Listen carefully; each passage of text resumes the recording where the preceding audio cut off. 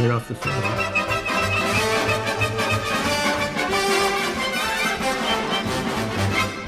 Good morning, everyone. Welcome to an all-new Artsbeat TV and radio here from Westfield Community Programming, 89.5 FM WSKB, and our media partners at Southwick Community Television and Agawa Media. I'm your host, Mark Auerbach, and the holiday season is upon us with all kinds of Christmas carols and nutcrackers and Messiah sing-alongs and all of that stuff you expect to see and hear and go to during the holiday season.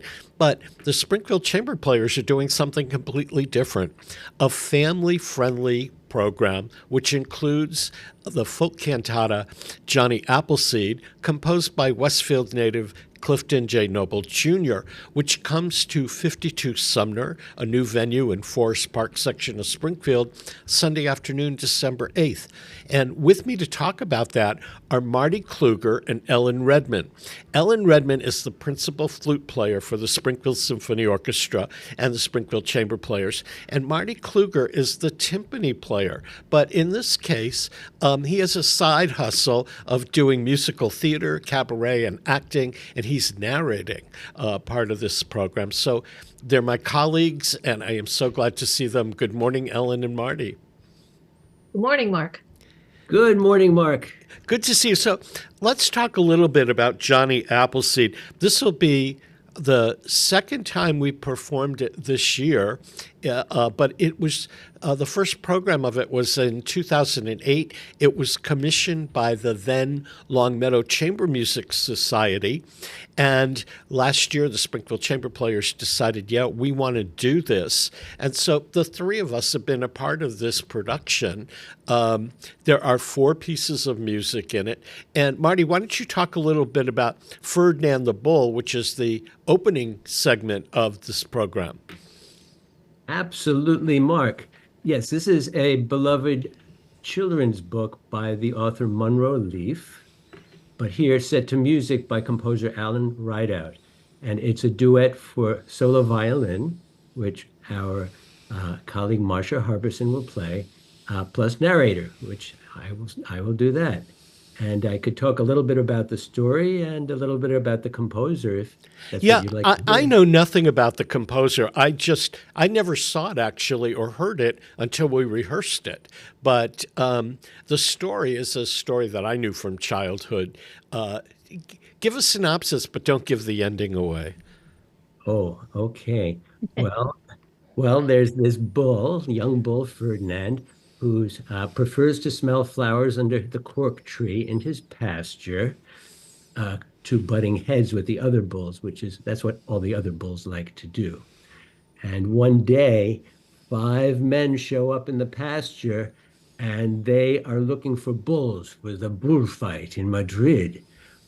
And at that moment, Ferdinand accidentally sits on a bumblebee and gets stung, and runs wildly all around the pasture. So the men, they mistake him for a fierce bull, and they want to bring him to the bullfight in Madrid. But, Ferdinand prefers smelling flowers, so you can imagine what happens when he gets in the bullfight, and I won't give the story away.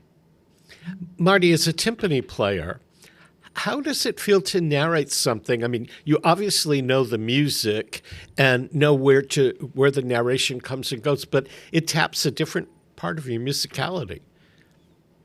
Yeah, well, all of us musicians sort of have an imagination as to what the music is about. And in this case, the composer has explicitly written out verbatim in words. It's sort of like running parallel to the music, and it either predicts what's going to be in the music or reacts to it, and then it helps the audience picture images in their mind in maybe a different way than the music alone.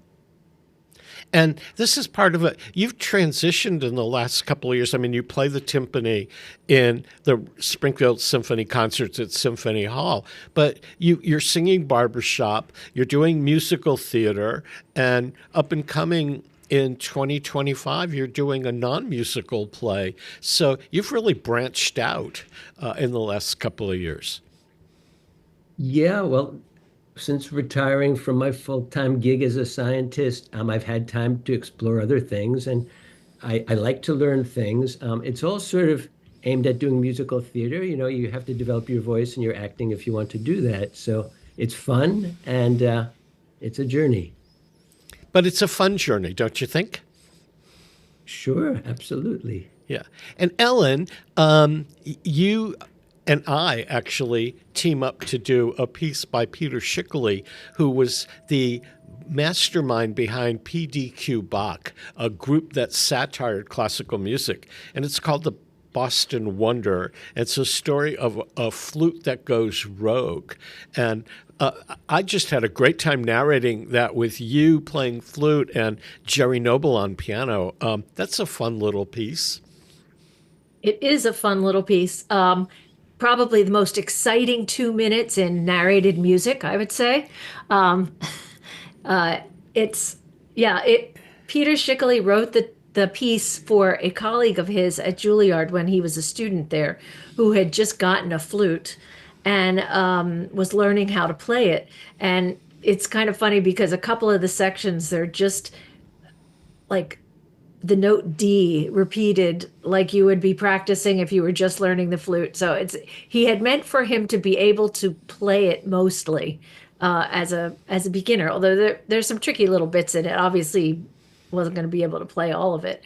But it definitely gives us a glimpse into the future PDQ Bach.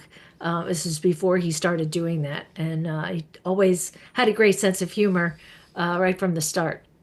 And I would be remiss to say, actually, I'm sorry, I need to correct you, Mark. I'm not the principal flute of the Springfield Symphony. That would be Ann Bobo.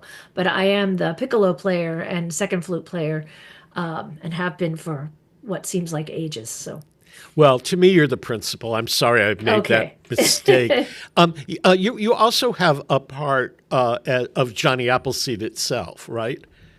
That's correct. So why don't you tell us a little bit about Johnny Appleseed, because you are playing in that. And it's got a nice ensemble of players.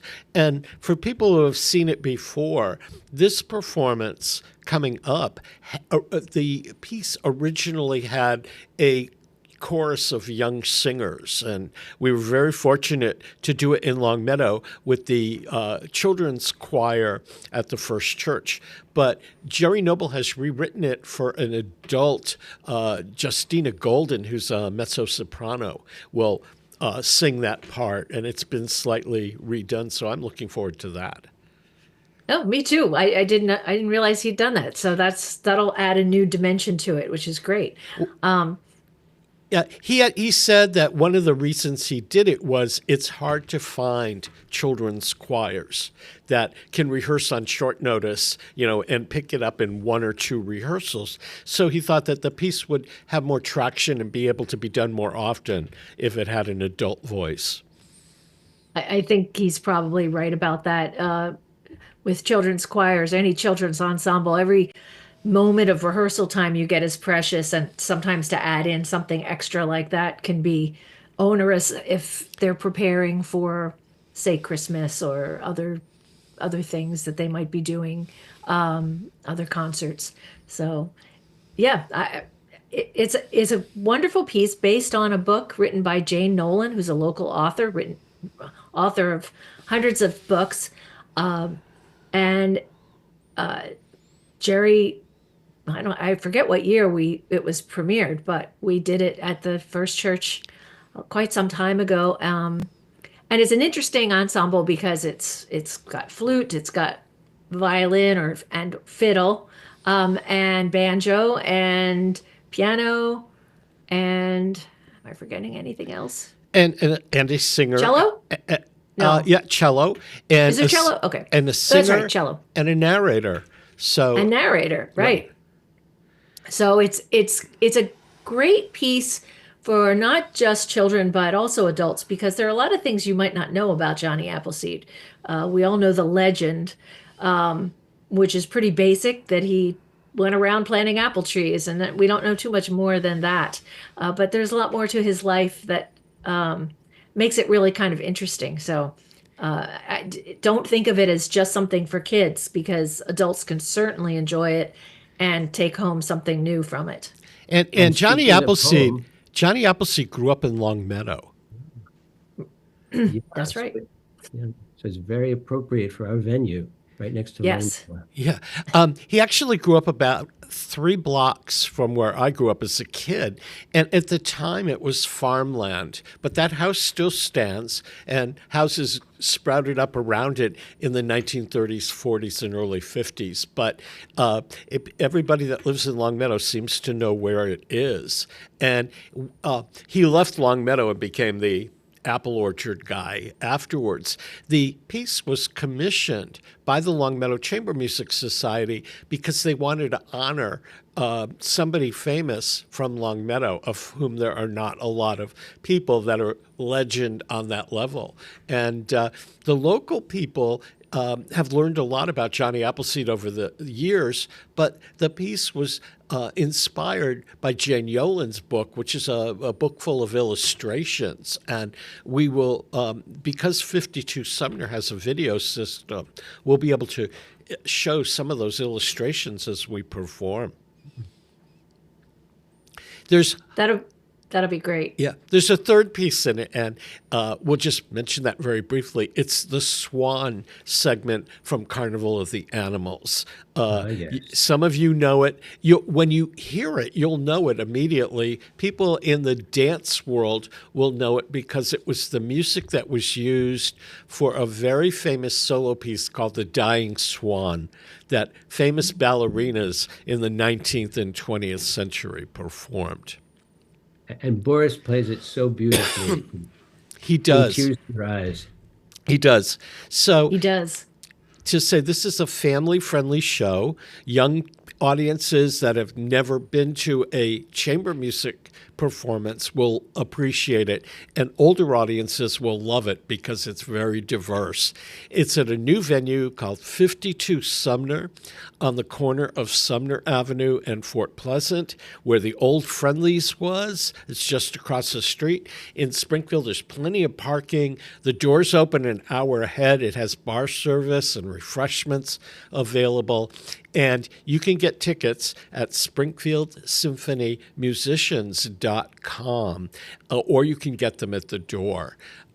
We're chatting with Ellen Redman and Marty Kluger. We're going to take a brief break to acknowledge our underwriters, and we'll come back more to talk about Johnny Appleseed and music. Peter Coles is our chief engineer. I'm Mark Auerbach. Don't go away. Support for the community programming of WSKB is provided by the Dunkin' Donut Shops of Westfield and the Sardinia family. It's nice to know that even as the world changes, Dunkin' Coffee remains the same at 7 convenient locations throughout Westfield. Underwriting support for the community programming of WSKB is provided by the Greater Westfield Chamber of Commerce, the voice of business for the Greater Westfield communities. Informing, educating, advocating, the Chamber provides opportunities for members to make meaningful connections on local, regional, and state levels. For more information on the Chamber's many events, workshops, and programs, as well as the benefits of membership, visit westfieldbiz.org. The Chamber focuses on the most important economy, yours. Hi, this is Harry Rock, host of Rock on Westfield every fourth Wednesday at 8 a.m. Tune in for my view of this place I call home. Community Radio. 89.5 WSKB. Live from Studio 120 at Westfield Technical Academy, this is WCPC Channel 15 at 89.5 FM, WSKB Westfield. Welcome back to Artsbeat, everyone. I'm Mark Auerbach. Peter Coles is our chief engineer.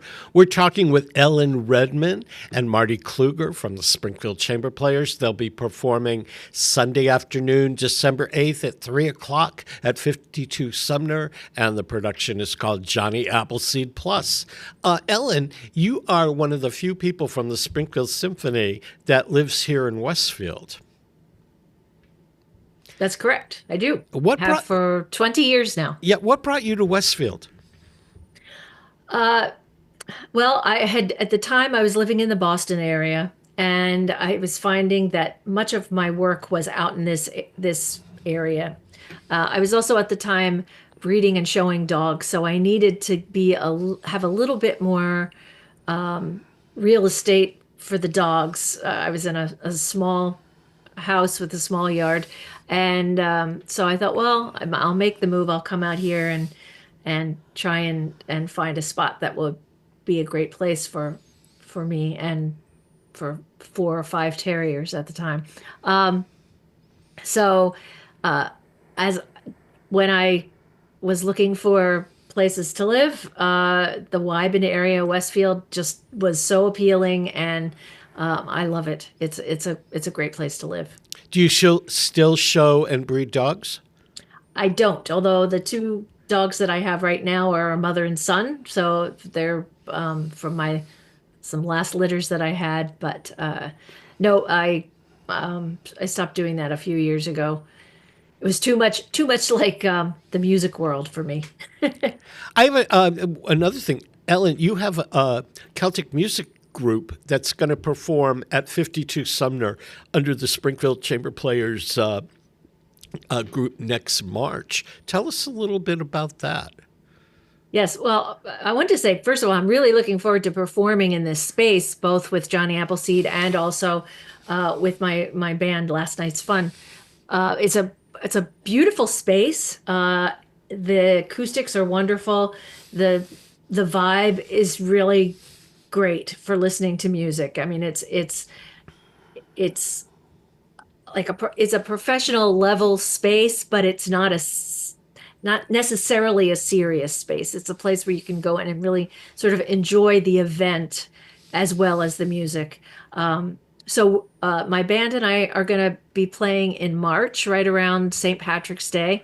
It's me on flute, my husband David Klopp on Irish bouzouki and vocals, and our good friend Sean Burke on mandolin, Irish bouzouki, and vocals also. And we play around the area a lot and do lots of great traditional tunes and songs. And I think 52 Sumner is going to be a really nice spot for that kind of music. It's a wonderful spot, and a couple of things that I like about it, and I've been not only to our concerts, but I've been to a couple of other events there. There's plenty of free, well-lit parking.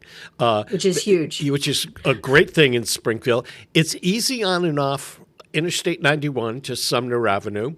If you proceed down Sumner Avenue to the X section of Sumner Avenue, where it merges with Belmont Avenue and Dickinson Street, there are a host of Vietnamese restaurants that are really great. So you can come to this matinee and then go out to eat, or the entrance to Bright Nights is just a couple of blocks away from 52 Sumner. So that would be a great finale to coming to Johnny Appleseed first and then going to Bright Nights, which is kind of a major event. And it, like you said, it's a very relaxed venue. They have bar service. They sell refreshments. You can take them to your chair. It's a beautiful space, and the acoustics are astonishing. So, Marty, I know that after we do Johnny Appleseed, you're going into a theatrical production. What is that? We've lost your voice, Marty. Right. I'm back again, Mark. Okay. I mean, that's A Few Good Men. You might be familiar with the movie starring Tom Cruise. And that's happening in Suffield with the Suffield Players. And I'll be playing one of the characters, a lawyer, which is a very different role for me. But it'll be sort of my first big role in a straight play. So I'm looking forward to that. Yeah, and last summer you played Herr Schultz in Cabaret. Indeed, yeah, that was at Connecticut Theater Company, New Britain. That followed a role in Beauty and the Beast. So yeah, musical theater is very exciting to me, and I'm looking forward to doing more of that. But what we've got coming up in April is also pretty special. Do you want to talk about that a bit? Yeah, well, Marty and I are collaborating with some other people, the Quartetto Mosso, which is the Springfield Chamber Players outreach string quartet ensemble that will do their own program this year at 52 Sumner. But we're doing a Broadway thing. Right now it's called Broadway with Strings Attached. And so it's singers, narrator, and string quartet. And some of the music will come from Fiddler on the Roof, because there was a fiddler or a string player, a central part of that musical.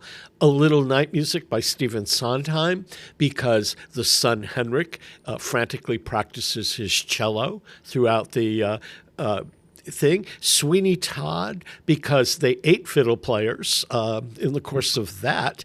And another piece of music we'll be doing is from the Richard Rodgers musical No Strings, which he wrote because he didn't want any strings in the orchestra, and it was a unique musical for its time. And that comes to 52 Sumner in April. And all of these programs you can check out at SpringfieldSymphonyMusicians.com.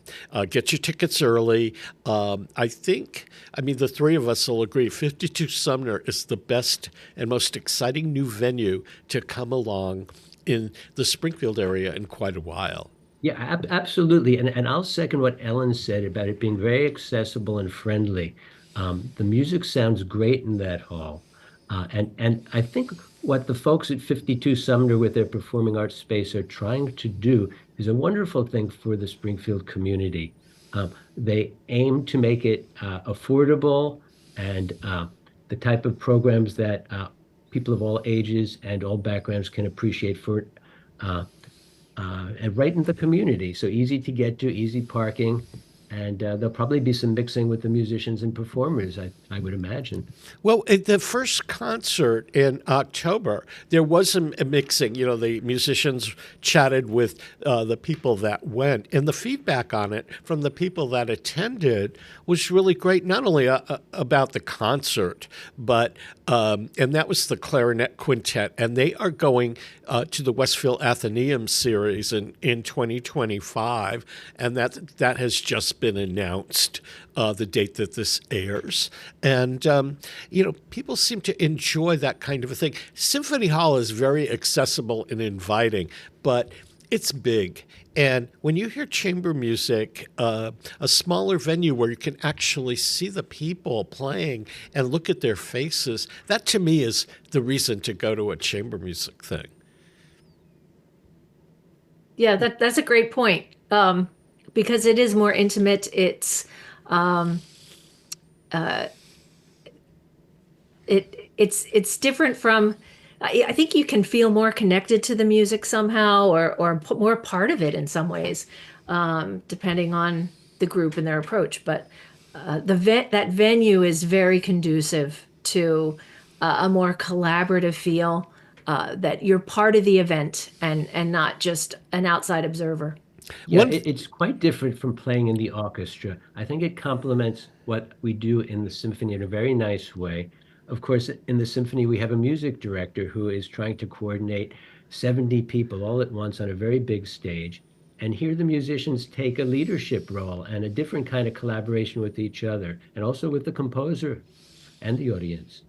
Yeah, I mean, there's something, when we went in to look at the venue before we started performing there, I remember, Marty, you and I looked at it at the same time, and you sang a little bit, and you weren't pushing acoustically to sing or to get your voice out to the last row of the balcony, but you were singing in a very comfortable range, and you could be heard perfectly, every word. And I stood up on the stage and narrated using my radio voice, but not really projecting it that much, and I could be heard in the last row of the balcony. And Ellen, I think you were there trying out a flute or a piccolo, I can't remember which, just to see how it sounded. And everybody that came was really excited, all amongst the musicians, because it's naturally got good acoustics. And the venue, the good people at 52 Sumner, put in drapes to make, so there wasn't as much reverberation. And they've spent a lot of time making sure that the venue is good for not only classical music, but their whole series of other programs that they have going there. And you can see their massive programs at 52sumner.com, but it's everything from tribute bands to blues to spoken word to children's programming. And we are the resident company there. We're just a part of it. And that's an exciting development for MOSO. I agree, and I hope that people take advantage of it. Again, SpringfieldSymphonyMusicians.com. The remainder of our season is there, available for sale now. Make great holiday gifts if you wanted to give somebody tickets to a concert. And all of the programs are accessible for families. So if you wanted to introduce a young person to a concert, the Quartetto Moso program in February is music from the Americas, and everything from tango music to music by African-American composers. And then in March, Ellen's group is playing Celtic music, which you could really enjoy in this particular kind of venue. Then we're doing the Broadway and the Champlain Trio, which is a group that's Vermont-based, but it's founded by Emily Taubel, who is the cello player for the Springfield Symphony Orchestra. It's her group. It's just a nice opportunity for yourself to have a good time or to bring the kids. We're just about out of time, but any of you have any final thoughts about Johnny Appleseed? Just that it is a way of bringing together musicians, mainly in the symphony, with other local musicians in a very creative way, and connecting to the community in a way that enlivens the arts and enlivens our lives. Ellen? And beyond that, it's just going to be a lot of fun, because not only is the main piece Johnny Appleseed, which is great entertainment for everybody. It's lovely music, and it's very entertaining. But all the other pieces, which are also not that long, so again, good for children, are beautiful and fun, and it's great for kids. It's great for families, and I hope that we see a lot of that there. Ellen Redman, Marty Kluger, thanks for being here this morning. It's always good to see you. Can't wait to see you in person December 8th at Johnny Appleseed. Thanks, Mark. Okay. Thank you, Mark. We're going to take a break to acknowledge our underwriters. We'll be back with more Artsbeat. Peter Coles is our chief engineer. I'm Mark Auerbach. Don't go away. Underwriting for Community Radio on WSKB is brought to you in part by Rockies. Over 30 convenient locations throughout Massachusetts, Rhode Island, New Hampshire, Connecticut, and Florida. One of the nation's largest ACE dealers. Expertise and great product selection in paint, hardware, lawn and garden. That's Rockies. Rock solid service since 1926. On the web at rockies.com. Support for Community Radio on WSKB is provided by Betts Plumbing and Heating Supply Company, an independent, family-owned wholesaler serving Westfield for over 50 years, specializing in plumbing, heating, and industrial piping supplies. On the web at bettsplumbing.com or at 14 Coleman Avenue in Westfield. Join us every Thursday morning from 6 until at least 7:30. Check out the Bobby G and Company Show right here on WSKB 89.5 Community Radio 89.5 WSKB. Live from Studio 120 at Westfield Technical Academy, this is WCPC Channel 15 at 89.5 FM, WSKB Westfield. Welcome back to Artsbeat, everyone. I'm your host, Mark Auerbach. Peter Coles is our chief engineer today. If you want to watch this again or share it with friends, you'll find this program along with all the other Artsbeat programs that we have and the other programs here on YouTube under WSKB Community Radio. One of our area theater traditions is currently running at Hartford Stage. It's Charles Dickens' A Christmas Carol. This production was adapted and directed and created by its then artistic director, Michael Wilson. It runs through December 29th. With me today are two actors that I know very well. One is Hero Marguerite, who has performed in a lot of our area theaters. She was in the premiere of Big, Big Sky last summer at the Chester Theatre Company in Chester, Massachusetts. And the other is Noble Shropshire. Noble was a former member of the Stage West Company in Springfield, where he and I have known each other for decades. And he has been a part, I believe, of A Christmas Carol at Hartford Stage since its inception. Maybe a year or two off, but he has been kind of the foundation of it. And Hero, you're sort of new to it, but first of all, welcome to both of you. Thank you. Thanks for having us. So we'll start with Hero. How did you get involved in A Christmas Carol? So my history with Christmas Carol is multifaceted and kind of goes back a long, long way. Actually, before I was born, we joked that my first role on stage was in utero when my mother, Michelle Ong-Hendrick, played Belle and Mrs. Fred in the Hartford Stage production years and years ago. And so I grew up around the production and kind of running around the theater, and then eventually. Last year, when I auditioned for sort of EPAs, I let Michael Wilson know. I was like, "Hey, I'm putting my putting my hat in the ring," and then I was honored to be asked to play the role of Mrs. Cratchit last year, and I'm back for another go. Probably for life. Maybe. Into the role. and in between last year's Christmas Carol and this year's Hero, you've done a lot of area theater, not community theater, but professional theater.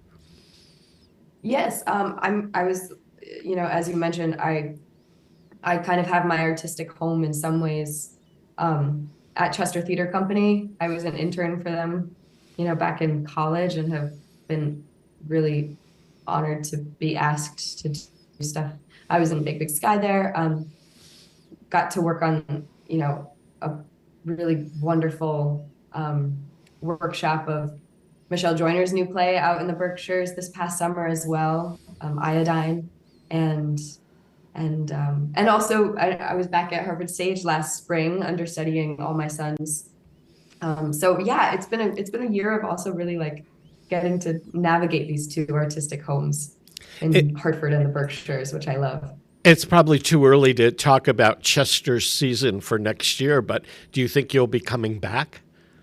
I don't know. I'm not sure if they've announced their season yet, but they're always going to be in my artistic family, regardless, I think, of the capacity in which we work together. Okay, and Noble, people in the area that attended Stage West, which was a powerhouse of a professional theater company, first in West Springfield and then in downtown Springfield until probably 15 years ago. You were a big part of that company at a certain point. So from the time you left Stage West and moved on to a bigger career, I know you did the Broadway production of The Drowsy Chaperone and other things, but how did you get into the first Christmas Carol at Hartford Stage? Well, actually, the first Christmas Carol was done at the Alley Theater. That was Michael's very first production he, I think, ever directed, because he was an assistant to the artistic director down there, Greg Boyd, who you know, who was the artistic director of Stage West in Springfield.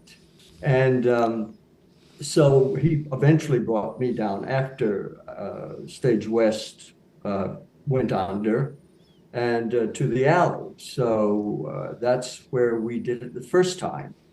And then I didn't do it again until he started doing it in, I think, 1990, 91 at Hartford. And then off and on since then.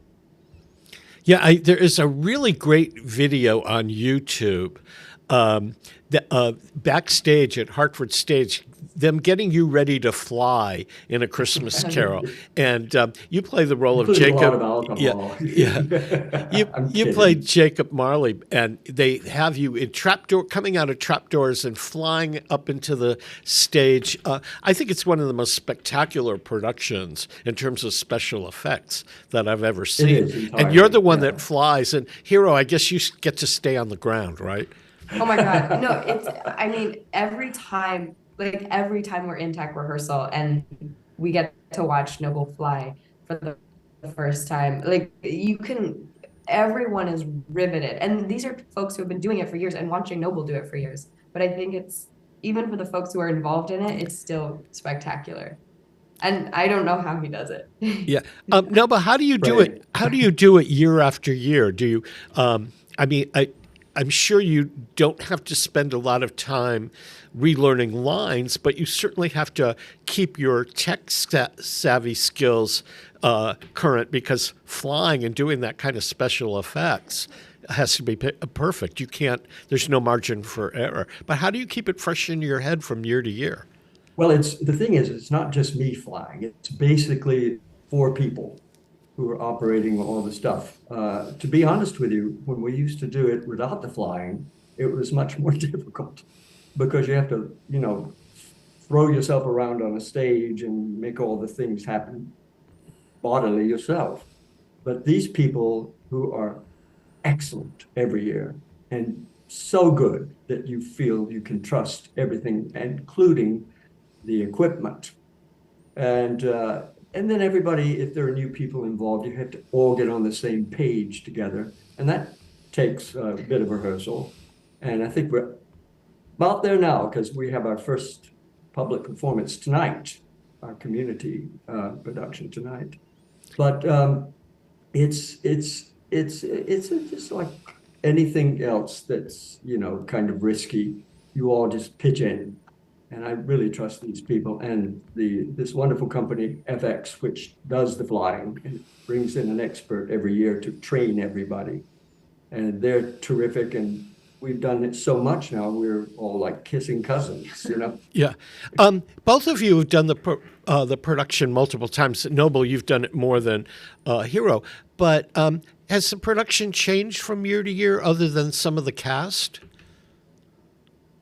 Yeah. I'd say so. Yeah, it's always different. I mean, it's aesthetically different in some ways, but also emotionally different. And Michael, who did it, came back to it last year to redirect it, and this year is he's like a box of ideas. Yeah. I mean, he can come up with more ideas in 5 minutes than anything I've ever seen in my life. 100%. So? And I think in some ways, and he's talked about this a little bit, but as different directors have sort of had, have brought their own sense of the world to it. And then even last year when Michael was returning to it, I think he was finding himself relating to the story in a different way. Just as the years pass, you find new ways to, and new threads that resonate. So I think that is something that gets lifted in different ways. I think in some ways, I wonder if, like, right now the show is, there are certain, it's always been spooky. It's always been first and foremost kind of a ghost story, but I feel like it's quite spookier. Maybe even this year. Yeah, while we're talking about this, the Christmas Carol runs at Hartford Stage through December 29th, and there are matinees, there are evening performances. Go to their website at hartfordstage.org to check out the performance date that works out for you, and order your tickets ahead of time, because it often sells out. It is Hartford Stage's holiday tradition for decades, and it's really the most spectacular version of A Christmas Carol that you can see in the area. And I've seen it many times. It's also great to bring children to, older children. It may be a little spooky for the younger kids, but certainly like third grade up. It's a great introduction to theater for them because not only is it a play, but the special effects and the visuals are great. And there are a lot of kids in the cast, so they'll see people their own age acting, and you may, as a parent, be introducing a child to theater, and that child may become an actor. You never know. What, for the two of you, what's the special message of Christmas Carol that you get from it personally? Hero. We've kind of been making the rounds this season, and that has been really resonating with me, is the idea of this as a redemption story and the sort of possibility of transformation and the generosity in some ways also of Noble's character, Jacob Marley, in staging this intervention really in Scrooge's life, so that he has the chance to make amends and he has a chance at redemption. And the whole cast and the whole cast of characters is involved in that redemption story, right? And is sort of crucial to illustrating, right, like the possibilities that lie before Scrooge. And then we see it pay off in a really concrete way. I mean, for my character, the moment of seeing Scrooge at the very end promise to, in a very sort of real sense, take care of Tiny Tim and look out for Tiny Tim is like the best, right? Is the most kind of real form, I feel like, of accountability that exists in a story like this. And Noble, what about Christmas Carol for you? You've done it a long time. I'm sure you go back to the book. What resonates for you about this particular story? It's a transcendence story in a great bardic tradition. And it's as universal as any story could ever be. And it, as I said, it transcends, even though it's set in a sort of Judeo-Christian sort of culture, it transcends any of the religion or anything else. And it's a universal story. And you never get tired of doing it or hearing it, because, and you always need it.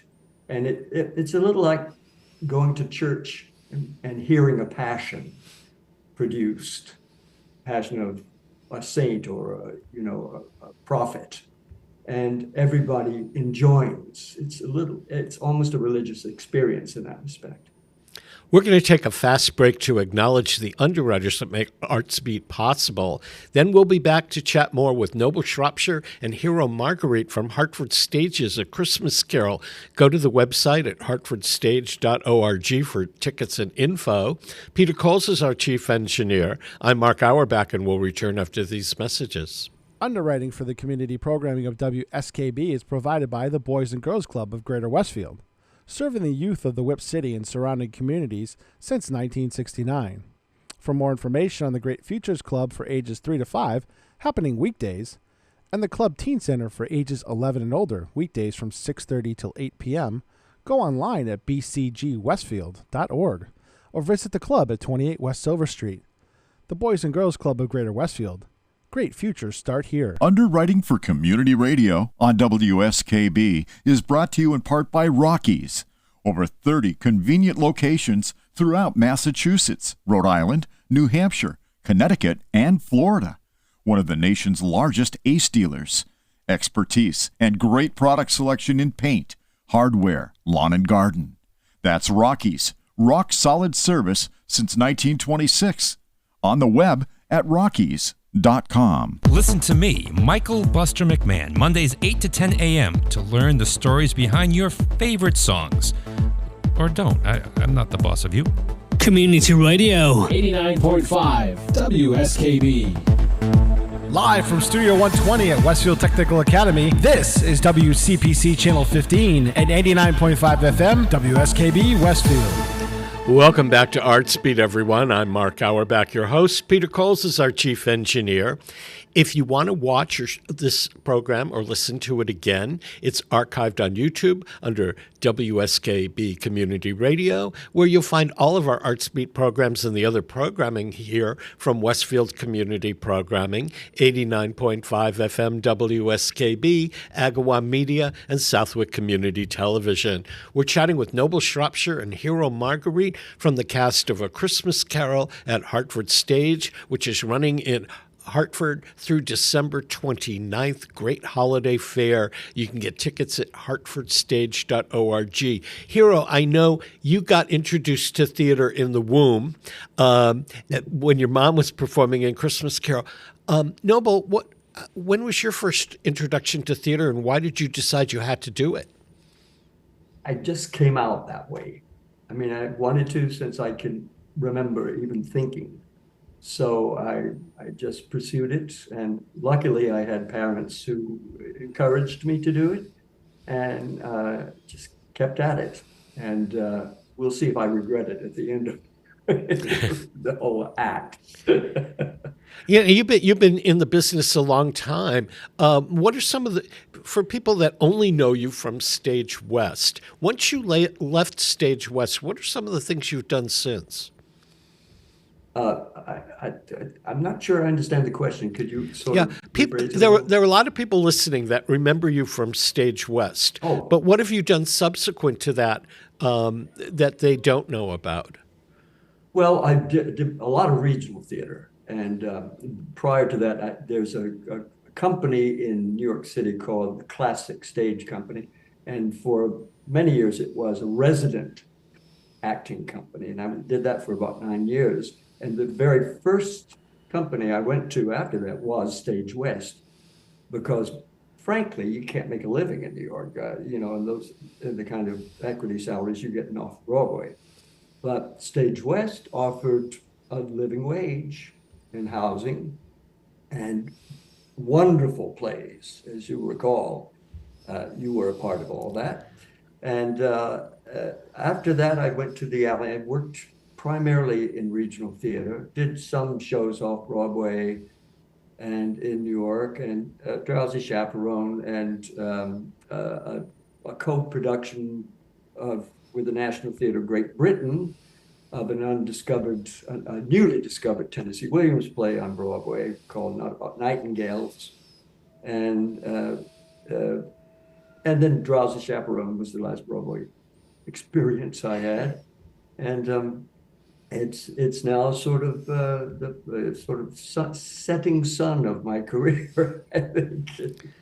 Yeah. What draws you back to Hartford Stage year in and year out? I mean, I know the theater world is a family, so to speak, but you have other opportunities, but you come back every year. What draws you back to Hartford? I just love Hartford and working here. It's like a second home to me. And it's all the artistic directors I've worked for here have all been very generous to me. And the company's spirit here is amazing. And you come back, there's never any angst or bad feelings or jealousies or anything. It's always just such a relief to come back to a company where, everybody is on the same team. And that's not always the case, especially when you're working out of town. We were just discussing this. A lot of local actors really resent New York actors coming in. And I understand their situation with that, but that's why one goes to New York, is because it is casting central, or LA for that matter. And Hero, you're compared to Noble, you're just sort of starting out in your career, but you've chosen to return to Hartford Stage, and you have a second home at Chester. What draws you to Hartford Stage to want to come back and do work there? I mean, funnily enough, even though I think it's maybe at different sort of points or for different reasons, I like the feeling of this as a home base is a big part of why I've returned now for the second year. I mean, the cast and creative team, the crew members, seeing these people during the holiday season again is like just such a little light. It feels like I just saw them yesterday, and at the same time we have so much to catch up on. And actually something that I was thinking about when we were preparing for this was kind of this unique thing with Hartford Stage and this production in particular, where you have this huge range of ages from, I think some of our kid actors are 5 or 6. And this real sense that I have of mentorship from folks like Noble and from other people in the cast, where I ask you questions, right, about New York, or about, you know, how do I, what's the appropriate way for me to contact this person or this whatever. And that generational knowledge and sort of taking care of each other is kind of unique, I think, to this production. What is it like, Noble, working with children? People say they're unpredictable, but every time I've gone to see a production of A Christmas Carol, the kids are as focused as could possibly be, and everybody's in step. What's it like working with young people like that? Well, it's wonderful. You know, we're passing on something to another generation, the younger generation, and a lot of those kids have gone on to have good careers as actors. Strangely, my character had, both the 2 characters I play have nothing to do with the children. I mean, aside from worrying about getting a cold or something, it's a wonderful experience. And the parents, hats off to these people. You know, they care so much about this, and they're supporting their kids to do this, and it's a wonderful experience. It's a community experience. You know, it's in some ways it's a community theater. And again, it's like everybody coming together to have a sort of religious experience, bringing their children along, things like this. It's just a wonderful experience. I think you feel that. Yeah. Oh my God. And hats off to our lead child coordinator, Shelby, who just does the Lord's work with these kids. Not only keeping them in, I don't know that everyone would know this, but not only keeping them sort of in costume and making sure that like they're all in the green room and not wandering off, but is in charge of teaching the blocking and choreography and songs and everything to these children every year.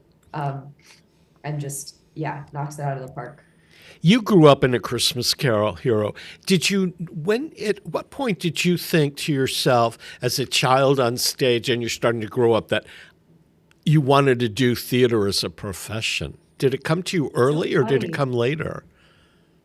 Yeah, I always related to the world through storytelling, but I think that whether that was writing stories or creating them or acting them out, but I think it was probably not until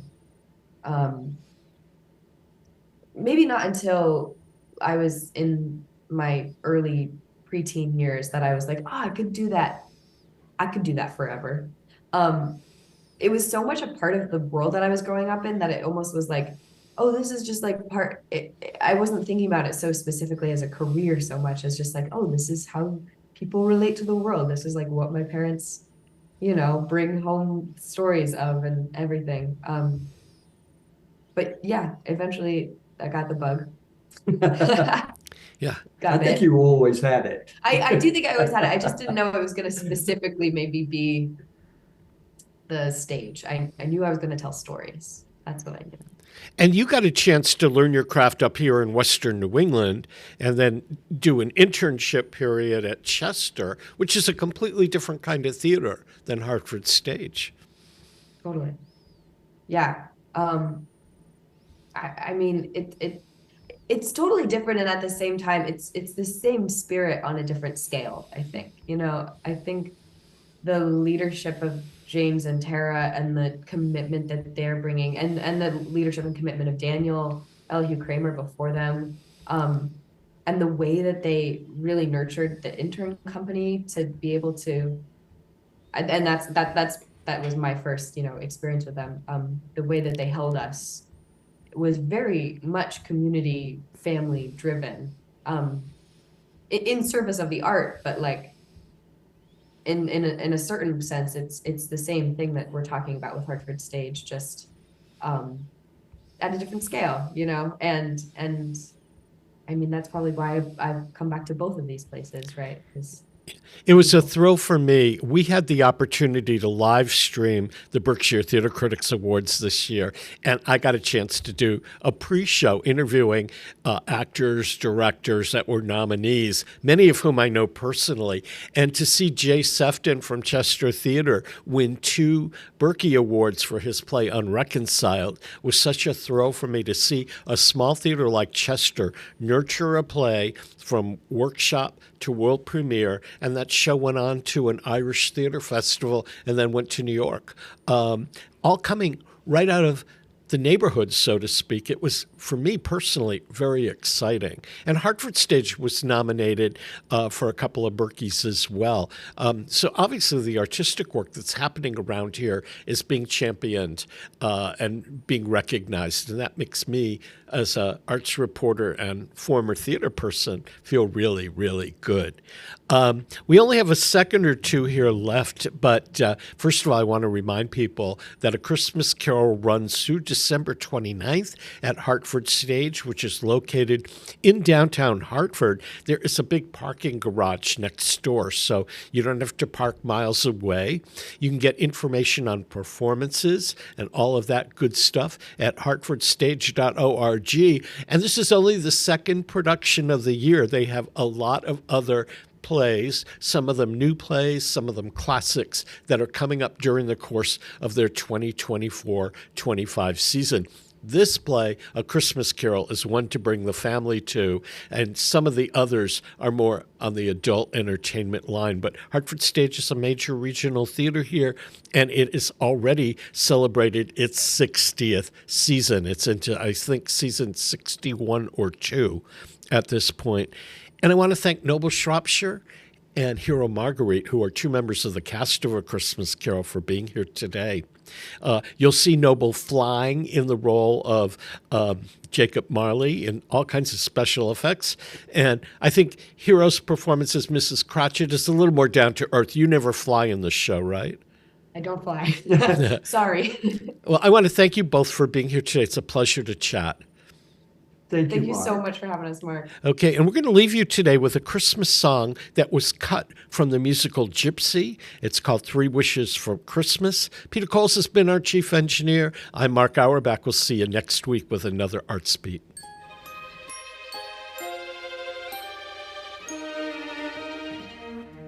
If I had 3 wishes for Christmas, I'd make my first wish for a tree. I'd make my second for a gift from someone, a remembrance from one who is dear to me. I'd make my third for a snowball, and if my 3 wishes came true, on Christmas night I would light my tree, the snow falling silently, and open my Christmas present from you.